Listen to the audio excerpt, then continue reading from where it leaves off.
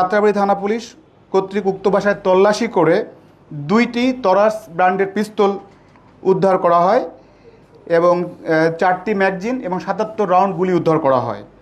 এই 2টি অস্ত্র 2টি পুলিশের ব্যবহৃত অস্ত্র তরাস মডেলের অস্ত্র ছিল।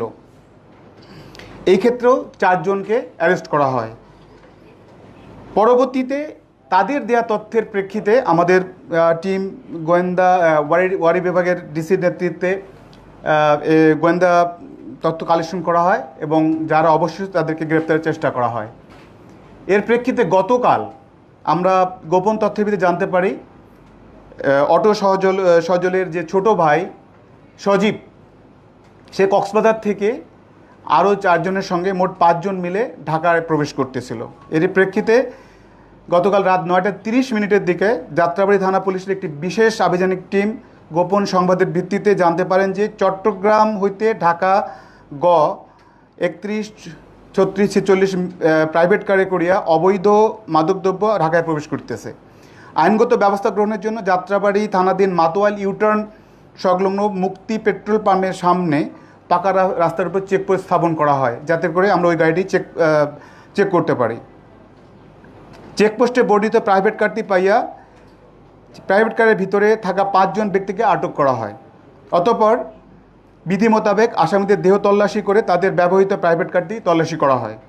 আসামিদের নিকট হতে তাৎক্ষণিক অবৈধ কোনো মাদকদ্রব্য না পাওয়া গেলেও পরবর্তীতে ব্যাপক জিজ্ঞাসাবাদে ওই গ্যান্ডেরা থানাধীন তারা যেখানে বসবাস করেন সেইখানে নাসির আলীর বাড়ির 3য় তলা বিল্ডিংয়ের নিচতলায় ভাড়াটিয়া মোহাম্মদ ইমরানের ফ্ল্যাটে অবৈধ মাদকদ্রব্য আছে। উক্ত সম্বাদের ভিত্তিতে আমরা সেখানে তল্লাশি কার্যক্রম চালাই এবং 1 নম্বর আসামি মোহাম্মদ সজীব এবং 2 নম্বর আসামি মোহাম্মদ হিমু এর দেখানো ও উপস্থাপন মতে 6 নম্বর আসামি ইমরানের শয়নকক্ষের খাটে নিচ হইতে সাদা রঙের প্লাস্টিকের বাজারের ভিতর হইতে বিভিন্ন ধরনের অস্ত্র উদ্ধার করা হয়। 4টি বিদেশি পিস্তল, 3টি ম্যাগাজিন, 12 রাউন্ড তাজা গুলি উদ্ধার করা হয়। এছাড়াও আসামিদের অপরাধমূলক কাজে ব্যবহৃত একটি সাদা রঙের প্রাইভেট কার জব্দ করা হয় এবং আসামিদের ব্যবহৃত 6টি স্মার্টফোন জব্দ করা হয়।